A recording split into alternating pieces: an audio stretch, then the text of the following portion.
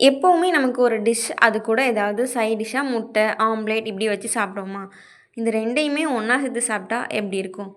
Try பண்ணி பார்க்கலாமா?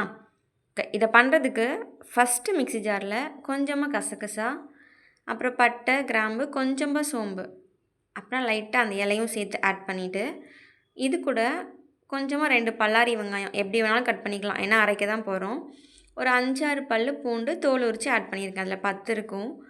ஒரு ஹாஃப் இஞ்சி தோல் சீவிட்டு ஆட் பண்ணியிருக்கேன். கொஞ்சமா தேங்காய். இதெல்லாம் சேர்த்து நல்லா ஃபைன் பேஸ்ட் அரைச்சு இதை ஒரு ஓரமா வச்சுக்கோங்க.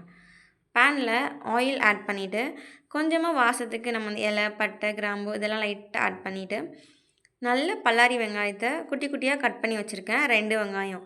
அதை அப்படியே லைட்டாக வதக்கிட்டு கொஞ்சமாக கலர் சேஞ்ச் ஆகிற ஸ்டேஜ் வந்ததுக்கு அப்புறமா மிக்ஸி ஜாரில் நம்ம அடித்து வச்சுருந்தோம்ல அந்த பேஸ்ட்டை கொஞ்சம் கொஞ்சமாக உள்ளே வந்து ஆட் பண்ணுறேன்.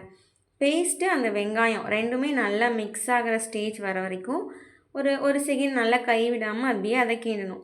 கிண்டினதுக்கு அப்புறமா அந்த கலர் லைட்டாக சேஞ்ச் ஆகும். அந்த ஸ்டேஜில் 1/2 ஸ்பூன் மஞ்சள் தூள், காரத்துக்கு 1 1/2 ஸ்பூன் வந்து மிளகாத்தூள் ஆட் பண்ணியிருக்கேன்.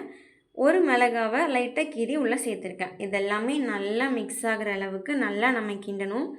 ஒன்றோட ஒன்று கொஞ்சமாக நல்லா மிக்ஸ் ஆகி கலரெல்லாம் சேஞ்ச் ஆனதுக்கப்புறமா இது கூடவே நான் வந்து ஸ்பூனில் கரெக்டாக 1 ஸ்பூன் வந்து கரம் மசாலா ஆட் பண்ணுறேன். வேறு எதுவுமே ஆட் பண்ணல. கரம் மசாலாவும் ஆட் பண்ணிவிட்டு இதோடு சேர்த்து நல்லா மிக்ஸ் ஆனதுக்கப்புறமா மசாலா கொதிக்கிறதுக்கு தண்ணி ஆட் பண்ணுறேன்.